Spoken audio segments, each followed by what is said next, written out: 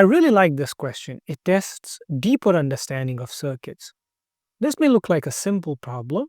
Four resistors of 4 ohm each are connected as shown here. What is the effective resistance between P and Q? So we have to find the total resistance from this point P to this point Q.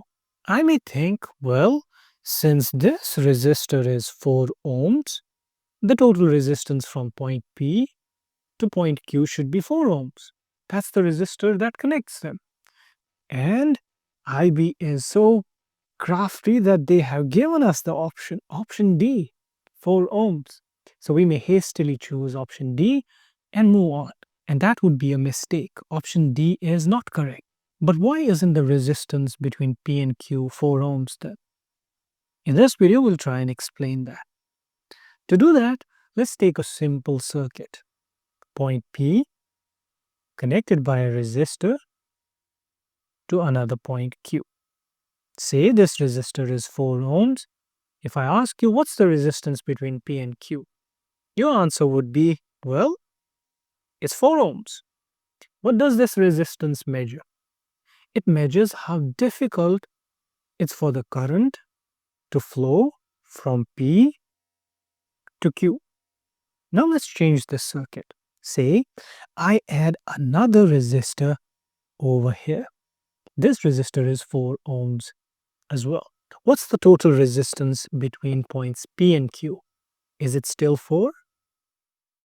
Well, no. Why?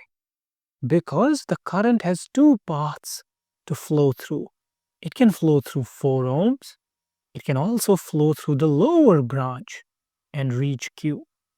That means it's easier for the current to go from point P to point Q. That means the resistance should be smaller. In fact, we can find the new resistance. How can we do that? Well, these two resistors are in parallel.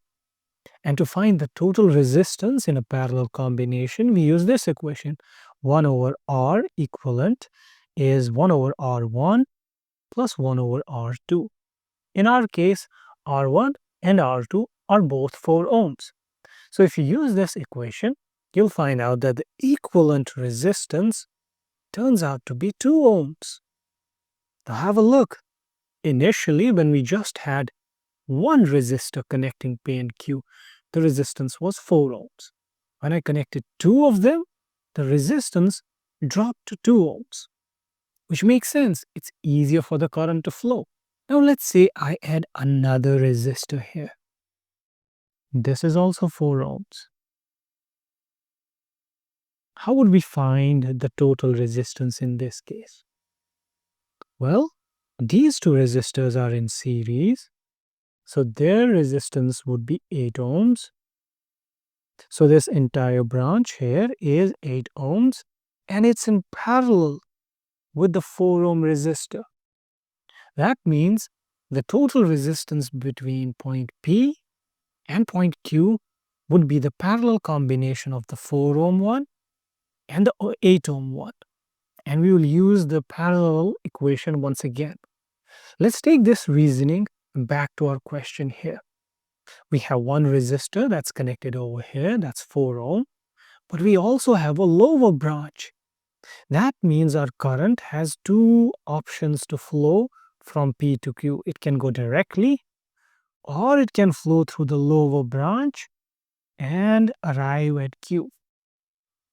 If I only had one resistor, the resistance would be 4 ohm.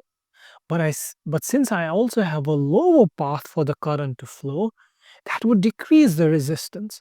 So the correct option has to be a resistance less than 4. Now IB is crafty because all of these options, A, B, and C, are less than 4. So we need to dig deeper to find the total resistance. What we can do is, we can say this resistor and this resistor, they are in parallel. So we can combine them. The combined resistance would be the parallel combination of 4 and 4, which would be 2 ohms. So this entire block is 2 ohms. But this 2 ohm block is in series with this resistor.